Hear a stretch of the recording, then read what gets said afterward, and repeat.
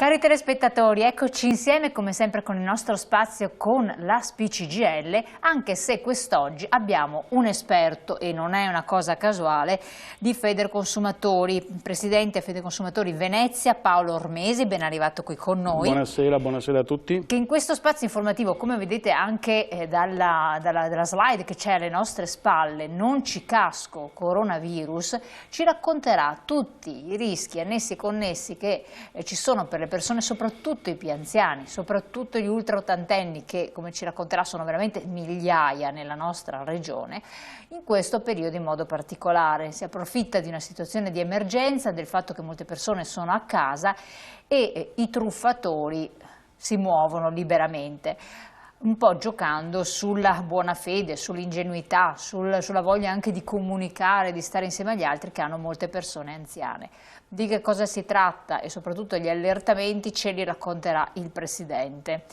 E allora, una campagna che voi con lo SPI state facendo. Certo, abbiamo fatto questa campagna, abbiamo dato questo numero telefonico che è lo 041 97 15 08 per segnalazioni inerenti a possibili tentativi di truffa fatte in occasione di questa situazione un po' particolare che stiamo vivendo.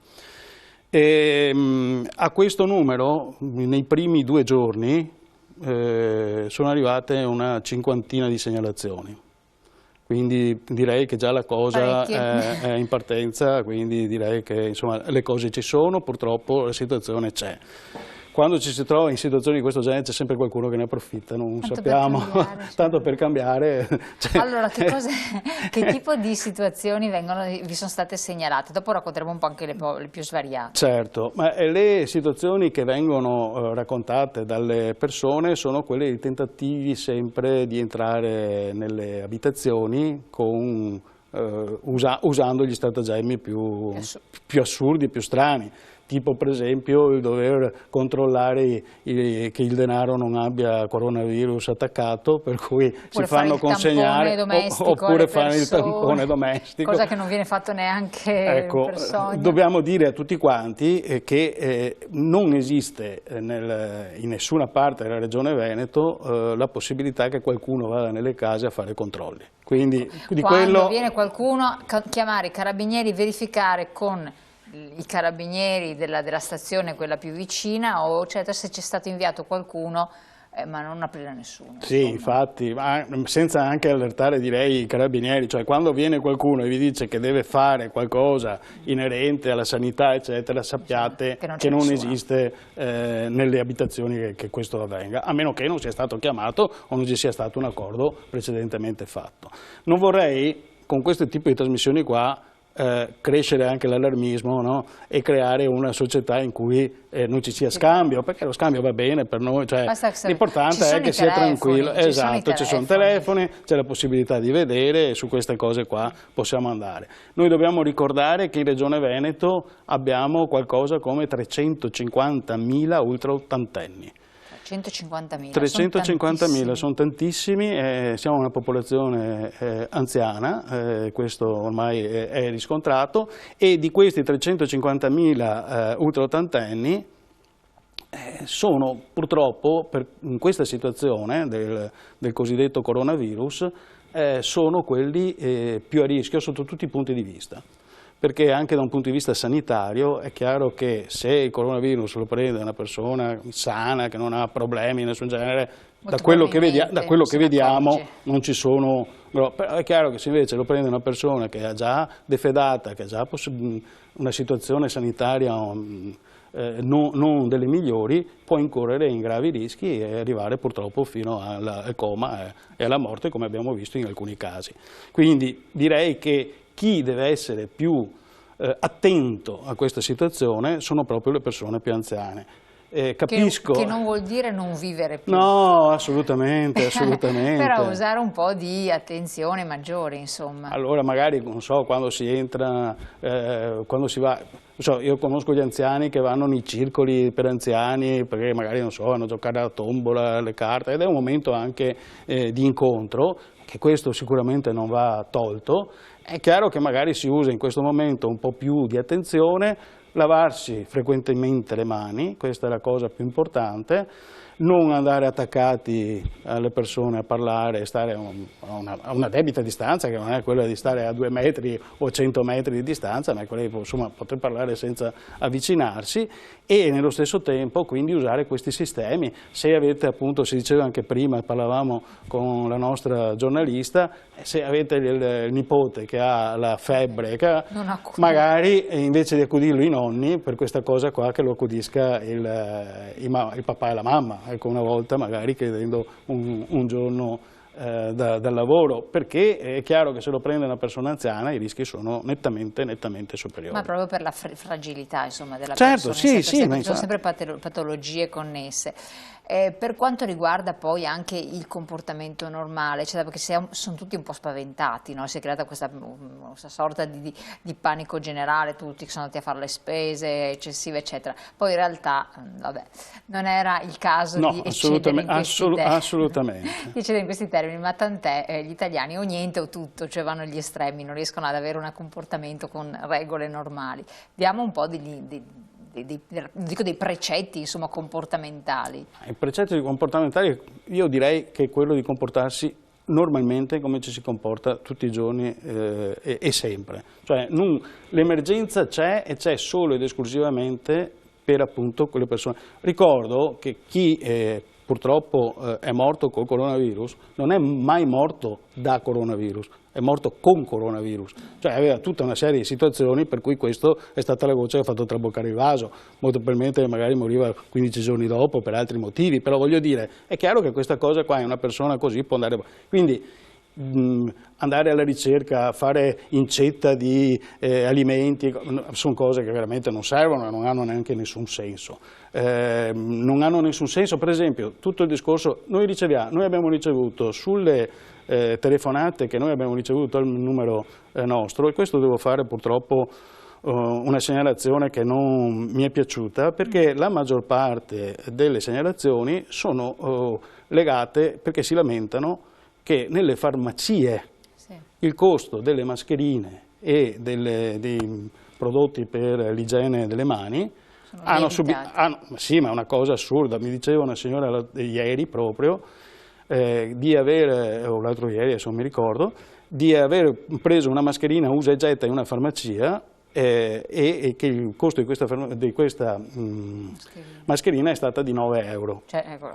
Questa è truffa, questa è truffa e speculazione. Anche perché i produttori, sentivo anche, hanno detto che non hanno aumentato il prezzo di base, no, assolutamente, ma neanche della normale mucchina, i prodotti di base vengono, anzi la vendita che viene su determinati canali che tutti conosciamo, mediatici, è lì che c'è stato il rincaro.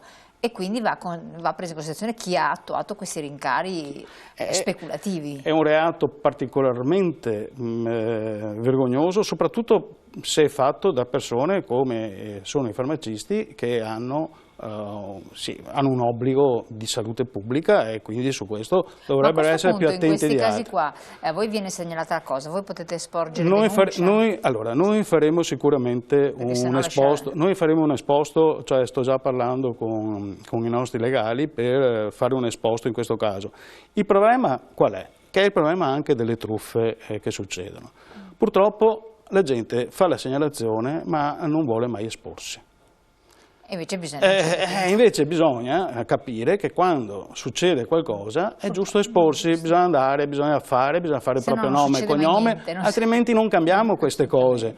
E sappiate che normalmente i truffatori approfittano di questo, sanno che la gente, per vergogna, uno dice sono stato truffato, la gente mi considera stupido, che non riesco, soprattutto magari gli anziani mi considerano vecchio, quindi che non riesco a fare, quindi mi hanno truffato. Non è vero, cioè questi truffano giovani, vecchi, tutti, perché lo sanno fare, perché il loro mestiere lo fanno anche bene, quindi non dobbiamo avere problemi da questo punto di vista. Le cose invece che dobbiamo fare, una volta truffati, assolutamente non c'è nessuna vergogna, non siamo screditati assolutamente, invece è quello proprio di andarlo a dire alle forze dell'ordine, a noi, attraverso noi, come volete. e non si incorre in nulla, perché la gente poi ha paura, dice dopo cosa dovrò fare, perché questi sono i problemi più grossi. Ma questo riguarda, al di là del caso in particolare, tutte le truffe. Io adesso sto aspettando che mi mandino, gli ho detto, sia la fotocopia dello scontrino fiscale, sia la foto della mascherina in questo caso, perché in questo caso lo allegherei Naturalmente io non faccio il nome di chi mi ha fornito la cosa, nel senso, è chiaro che però se dovessimo andare il nome c'è, insomma non è una cosa che ci inventiamo. Però se non viene segnalato nessuno, non succede niente, nessuno, le cose non cambiano. E continua tutto imperterrito, come succede spesso da noi, salvo poi scoppiare il caso, che poi diventa caso mediatico, si fa una tragedia per una mascherina. No, non è per una mascherina, è per tante mascherine, certo, per tante situazioni che sono paradossali. Quindi, chiarito questo, attenzione, e a questo punto non compratevi le mascherine da 9 euro, perché a questo punto rifiutate, perché dovrebbe costare 20 centesimi se non sbaglio. Ma anche meno forse, perché se compri una scatola grande. Un prezzo irrisorio, quindi non ha senso, e soprattutto non ha senso purtroppo indossarla se non protegge se si è sani, se protegge però le altre persone se si è un po' malati, quindi questo assolutamente sì. Altri tipi di situazioni che voi come associazione di consumo, a difesa dei consumatori, a difesa anche delle persone anziane incappate costantemente, quindi dare l'allerta ai nostri telespettatori? Allora, tenete presente che in questo periodo c'è il consiglio appunto di non frequentare luoghi pubblici, o perlomeno frequentarli con meno assiduità e con più attenzione. È chiaro che in questa situazione abbiamo un grosso problema nelle persone anziane, perché le persone anziane poi a casa si sentono sole, stanno sole, magari non hanno nessuno. Non solo, in questo momento sono ancora più sole, perché anche i familiari che hanno un po' di raffreddore, non vado dalla mamma, perché poi si prende, per cui questi rimangono ancora più soli. Però è la situazione, ed è chiaro che in questa situazione hanno più voglia di relazione. E la relazione, la prima che capita, può essere anche quella che gli va bene, quindi chi suona il campanello è più facilitato ad entrare, perché una persona che si sente sola magari scambia due parole, magari anche una persona simpatica, con un viso che ci sa fare, e quindi con questo non è che noi vi diciamo chiudete le porte, chiudetevi in casa, però non date neanche confidenza a chi non se la merita, ecco questo. Quindi se vi chiedono, se vedete che gente che sta vendendo, allora, la regola principale è che nessuno viene a casa vostra per regalarvi nulla. Quindi questa è la base, sempre la firma di tutto, cioè non può esistere qualcuno che vi regali qualcosa. Se viene a casa vostra è perché lui ci guadagna qualcosa, altrimenti non verrebbe. Questo è pacifico. Quindi tenete presente, partendo da questo presupposto, quindi ogni volta che vi viene presentata una situazione, sappiate che lui ci guadagna, può dirvi quello che vuole, ma lui in quel momento ci sta guadagnando. L'altra cosa, state sempre attenti quando qualcuno vi mette fretta, se sul fermare il contratto, sull'accettare una situazione, guardate perché per domani non c'è più, c'è una certa pubblicità che ci dice sempre che finisce domenica, no? La cosa finisce domenica, però finisce ogni domenica, questo è l'importante. Questo è il metodo principale. Quando qualcosa vi mettono fretta è perché così voi non leggete, non siete attirati dall'offerta che vi viene fatta in quel momento e magari un'offerta fasulla. Cioè voi rendetevi conto che soprattutto su alcuni prodotti, non so, nessuno di noi è in grado di sapere quanto costano. Perché non esiste. Quindi non avendo un raffronto bisogna stare attenti e soprattutto non firmare nulla, questa è l'altra regola fondamentale. Non firmare nulla. E al telefono, altra cosa, non rispondere sì, ma parlare, perché le telefonate vengono montate molte volte, registrate, eccetera, noi le abbiamo. Ci sono i contratti telefonici e poi per carità bisogna disdire subito, non star zitti, ma comunicarlo all'associazione dei consumatori, al sindacato dei pensionati, ai parenti più stretti che provvedano a dare entro i termini a fare disdetta di quel che è stato firmato.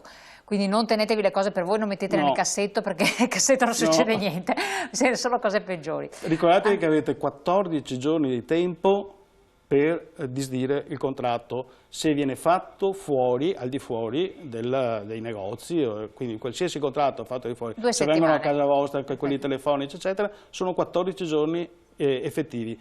Tenete presente che su questi 14 giorni le grosse difficoltà si hanno soprattutto sui contratti telefonici, perché i contratti telefonici partono subito per tanti motivi eccetera, e noi non abbiamo il contratto in mano e soprattutto la gente non sa con chi l'ha fatto. Certo, quindi non si sa neanche a cui fare la disdetta, e questo diventa poi un problema. Dopo di solito lo risolviamo comunque, quasi tutto, anzi il 99% viene risolto. Detto questo, siamo arrivati al termine del nostro spazio di informazione, abbiamo dato un po' di sollecitazioni, quindi non drammatizziamo assolutamente, vita tranquilla, normale, prudenza però, prudenza soprattutto per le persone che si sentono più sole, quindi usate un attimo di cautela in più. C'è sempre l'associazione, non solo c'è il sindacato dello CGIL con le proprie sedi nel territorio aperte per tutti i consigli, poi c'è l'associazione dei consumatori a cui potete rivolgervi per qualsiasi tipo di consulenza. Grazie Presidente di Venezia Paolo Ormesi, grazie come sempre ai nostri amici dello SPI che hanno dato questo spazio per consentire di avere maggiori informazioni, e a voi come sempre vi aspetto dopo la pubblicità per la nostra trasmissione. Grazie a tutti.